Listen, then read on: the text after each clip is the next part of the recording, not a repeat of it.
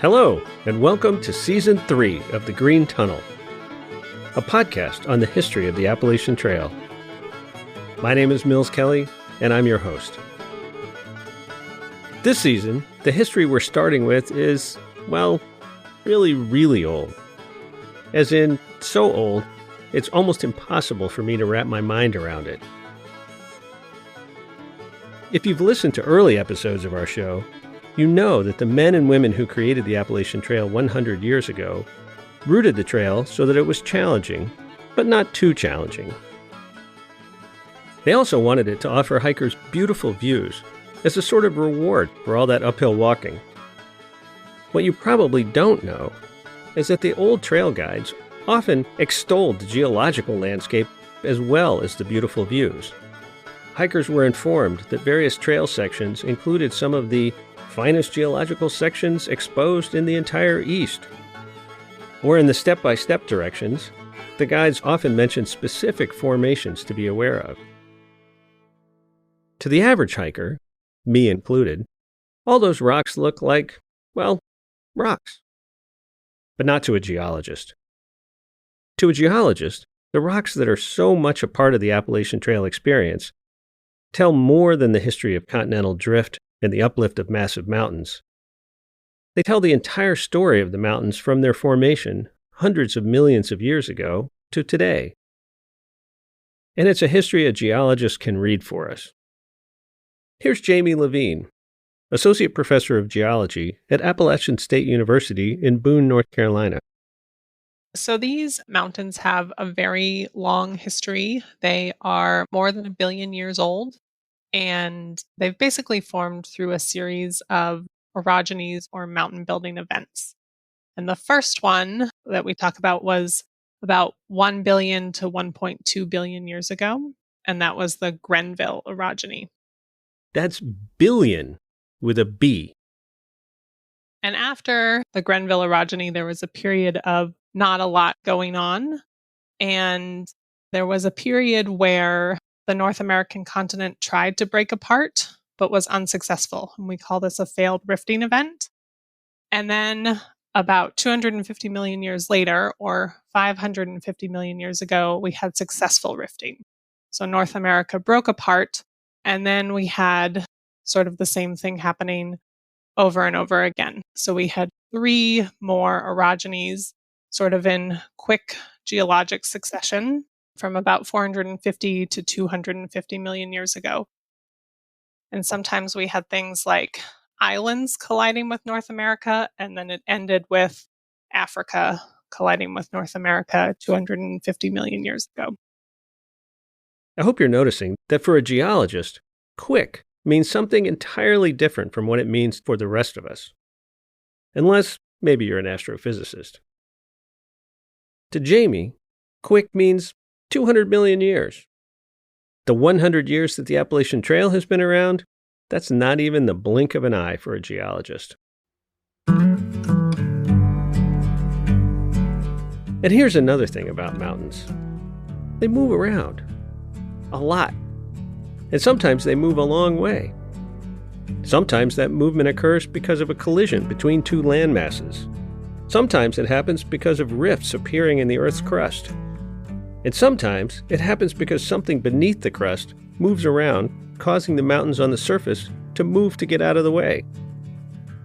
I asked Jamie if it was possible that the southern Appalachians might have been west of where they are today, but it seems that instead, they moved east for a while. They were moving the other direction. They could have been further in Raleigh or something, and then they've moved westward.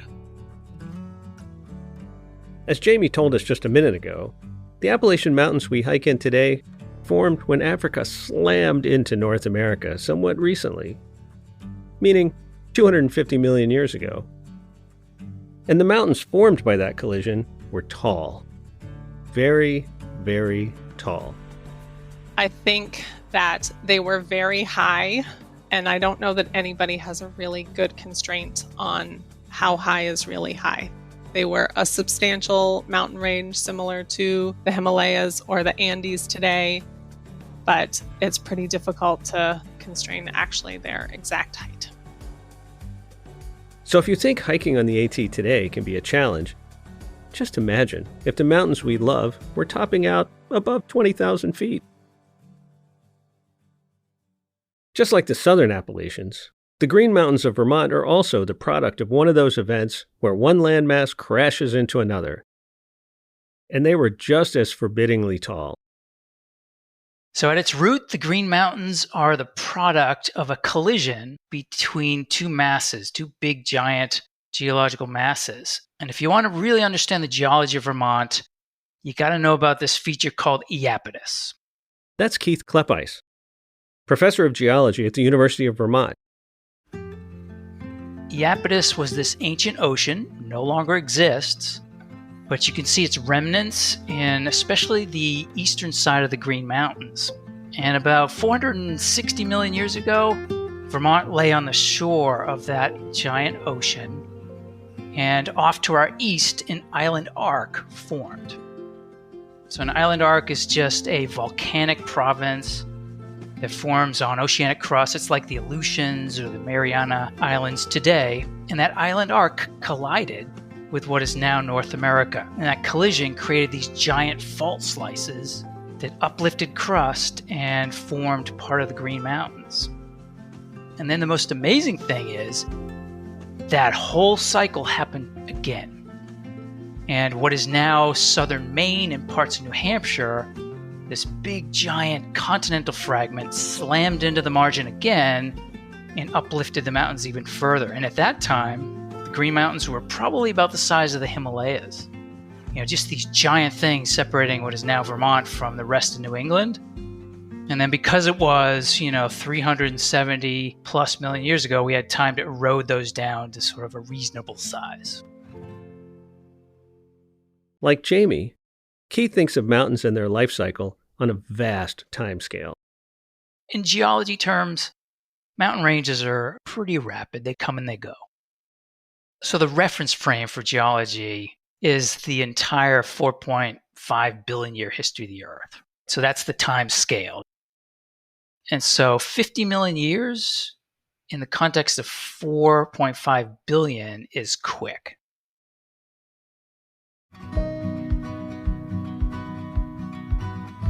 The Grayson Highlands are located in southern Virginia and are the highest mountains in the state. If you've heard of them, it's probably because of the wild ponies who live there. But when Jamie Levine thinks about the area, it's because of volcanoes. The Grayson Highlands area, along with Mount Rogers and White Top Mountain, are also volcanic centers. These are areas that are thought to be volcanoes that erupted during actually this failed rifting of North America. So this was about 750 million years ago, so quite a long time ago. If you stop looking at the ponies for a minute and look at the rocks instead, you can see some pretty amazing things. In Grayson Highlands and White Top Mountain and Mount Rogers, you can see a bunch of these volcanic rocks. And there are some rocks just pretty close to the trail and all throughout the area where you can see these tuffs. And these are rocks that erupted from the volcanoes. You get pumice and glass and crystals, and then they flowed. And so they've all been welded together. So we call it a welded tuff. They're about 750 million years old. And it's not something that you can see anywhere else in the East Coast. So those are pretty interesting. We have a photo of some of that welded tuff from Mount Rogers in the show notes. While volcanoes played a role in creating some really interesting mountains in the southern Appalachians, in the New England states, it was glaciers that made the mountains into what they are today. And while the volcanoes in southern Virginia erupted 750 million years ago, give or take a few years, the glaciers shaping the Green and White Mountains happened really, really recently. In geological terms, that is. Glaciers are key in sculpting the landscape. A lot of people make a mistake when they're learning about the geology of Vermont, where we think that the glaciers created the mountains. And that isn't true. The mountains were created by these collisions, these tectonic motions, and there's several of them. But the glaciers were not trivial, right? So they covered at their peak about 14,000 to about 13,500 years ago. They were about a mile high. And so if you put that in perspective, one of our highest peaks, Camel's Hump, today you can hike up there. That was under 1,000 feet of ice. So a major event. And those glaciers retreated and advanced and scraped and sculpted most of the mountains. If you kind of look at the mountains in profile, some of them have this teardrop shape. Like Camel's Hump is a great example. It's got a steep southern face, gentle north face, and it's the result of that scraping of glaciers. Camel's Hump in the Green Mountains is just a little over a dozen miles north of the AT on Vermont's Long Trail. Next time you are on the peak of one of those green or white mountains, I want you to look up. Imagine that right where you're standing, there's a glacier, and that glacier is 1,000 feet thick. 1,000. That's a lot of ice. The distinctive notches of the White Mountains are also the product of the advancing glaciers. Crawford Notch, Franconia Notch, these beautiful places are the result of massive glaciers shearing off the sides of mountains as they moved inexorably south. If you've hiked on the AT anywhere in the Northeast, you will have seen massive boulders just sitting all by themselves in the forest. I know I've looked at those boulders and wondered how exactly they ended up there all alone near the trail. Just like the notches in the whites, those drop stones, or erratics, were left there for us by the glaciers. The other thing I look for when I'm hiking on these trails is the evidence of that glacial history. There are drop stones. So as the glaciers advanced and retreated, they picked up house size and bigger boulders, and they tend to be rounded, and they just seem to be sitting in the forest, and you don't know why often, but they're dropped by glaciers, and they're everywhere. In our interview, Jamie pointed out that the glaciers that carved the Green and White Mountains were just the most recent glaciers to work their magic. Much older ice ages left much smaller drop stones as well. Just north of Grayson Highlands, you can also see this unit, which is called the Conarock Formation, and it is thought to be a result of something called snowball Earth, and that was when the Earth was primarily covered with glaciers. And so it's a little bit younger, maybe 720 million years ago. It was thought that the Earth was entirely or almost entirely covered by glaciers. And you can see in this Conarock unit, you can see evidence of the glacial rocks. And you can see things called drop stones, which are these really big, tens of centimeters to 50 centimeter large rocks that were deposited in a lake by the glaciers moving.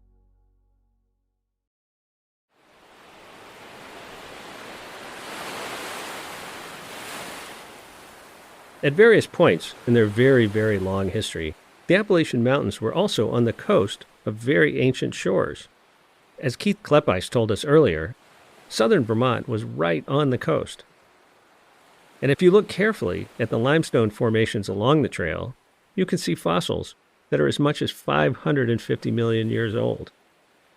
Vermont was in the southern hemisphere, kind of like a tropical environment like the Bahamas are now, and so you get these thick fossiliferous limestones. And you can see them. And sometimes you get these erosion of material off the continent and you get quartzites. And you can see those. And as you walk north from, say, south of Bennington, and you see on your eastern side, your right side, the core of the Green Mountains, off to your left, towards the west, are these sediments that were deposited on this ancient shoreline of Iapetus. So White Rocks National Recreation Area, which is northwest of Wilder Mountain, you're actually walking on that shoreline.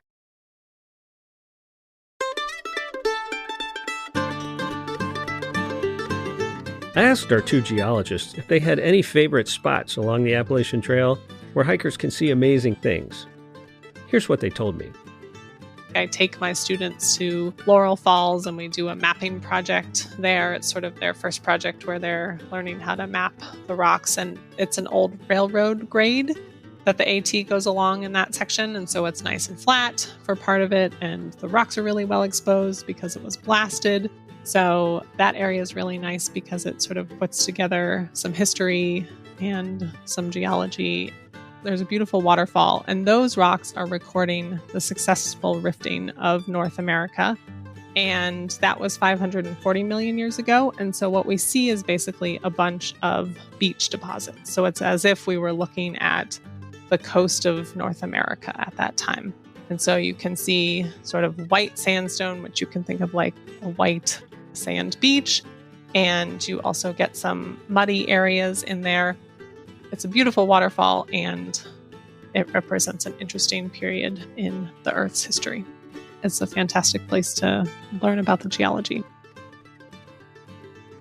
One of my favorite places is up near Rutland Airport. So just east of Clarendon, where the Appalachian Trail takes a bend to the east. There's a state forest called Clarendon Gorge.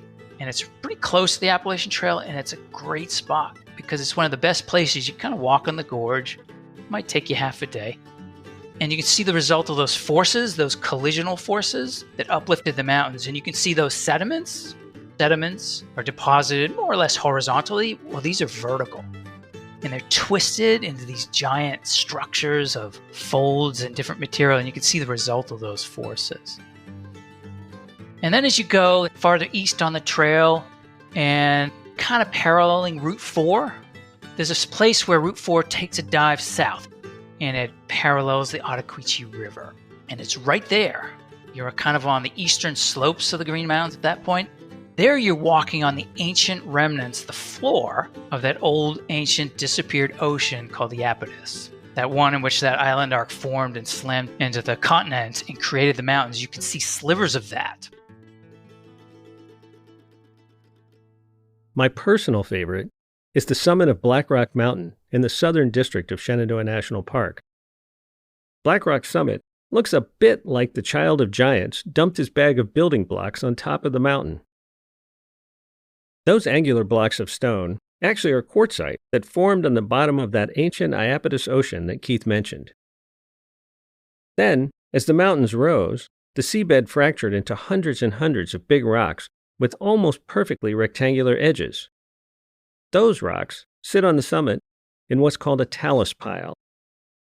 It's a really spectacular geologic feature, and it's easily reached from a parking area on Skyline Drive. Plus, the sunrise views are some of the best on the entire AT. But if you go, remember, those rocks are at least 500 million years old. Just saying. Since you're listening to this podcast, you probably know that the Appalachian Trail is almost 2,200 miles long and that it extends from Georgia to Maine.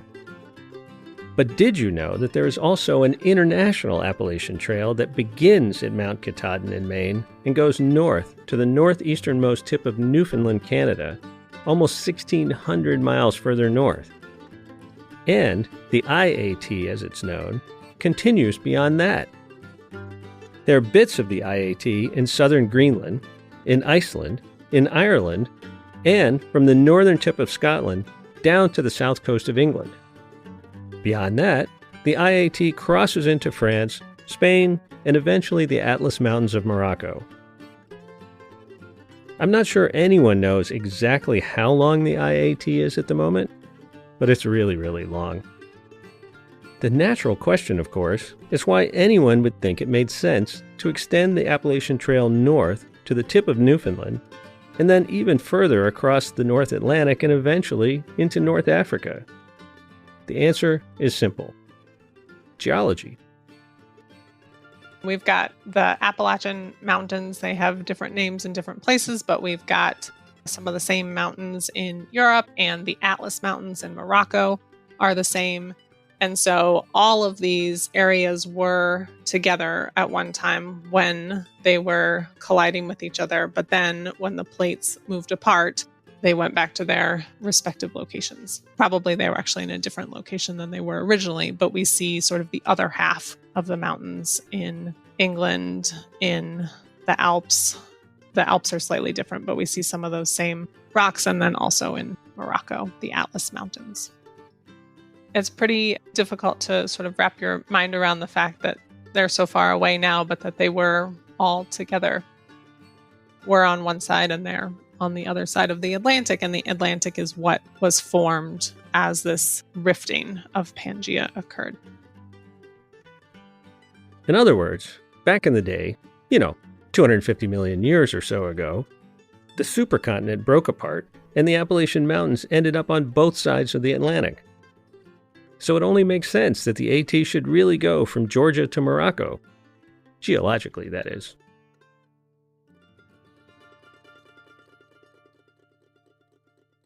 AT hikers often return to their favorite stretches of the trail over and over.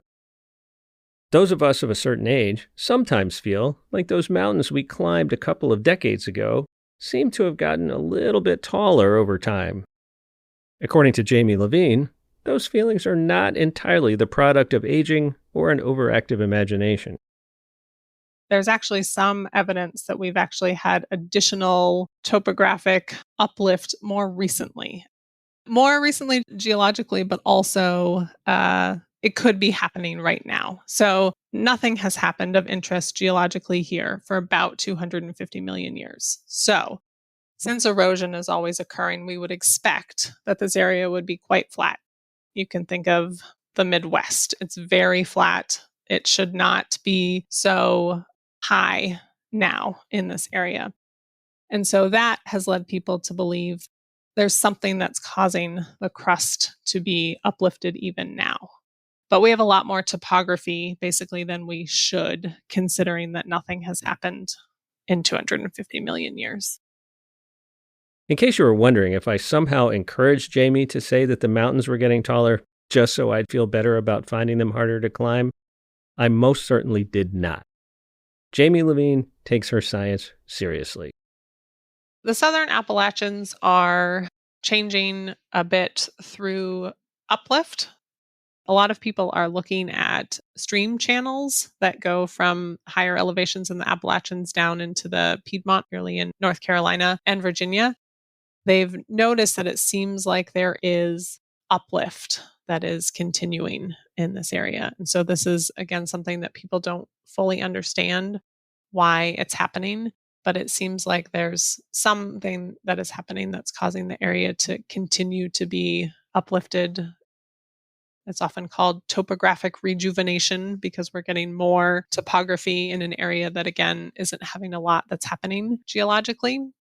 And then the other thing that's always happening is erosion. So we're always breaking down the rocks. And so that's sort of why it's strange that we are having this topographic uplift, because we would expect that the mountains would just be getting lower and lower over time. Just once. I wish that over time to a geologist meant decades, not millions of years. Then I'd be vindicated in my sense that the mountains are getting taller. Because as Jamie says, they are getting taller. Unfortunately for me, the timescale here is once again geological, not historical. I guess that means I'm just getting older, in the historical sense.